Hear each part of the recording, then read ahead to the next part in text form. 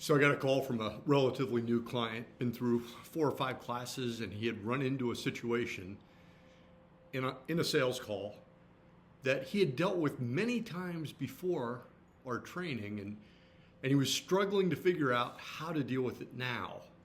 And what he didn't feel right. So he called for coaching and he said, hey, here's what I'm facing. This is super common. I run into this objection a lot. Here's what I did. It didn't feel right.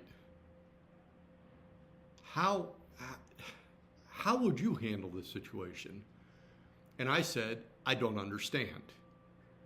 And he said, well, I was on a sales call, got this common objection, know how I've handled it in the past, and when I did that, it didn't sit right with me because it felt like I had done this and I had did this and I guessed at that.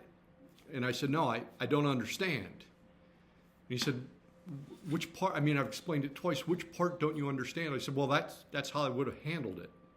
In fact, if you can convince your salespeople or even yourself in a sales conversation to respond at least 3 times to different points made by your buyer and say, I'm sorry, I don't understand, and have your buyer explain their situation more clearly, you will leave sales calls with a much greater understanding, not only of what your buyer is currently experiencing, but what they'd like to have different.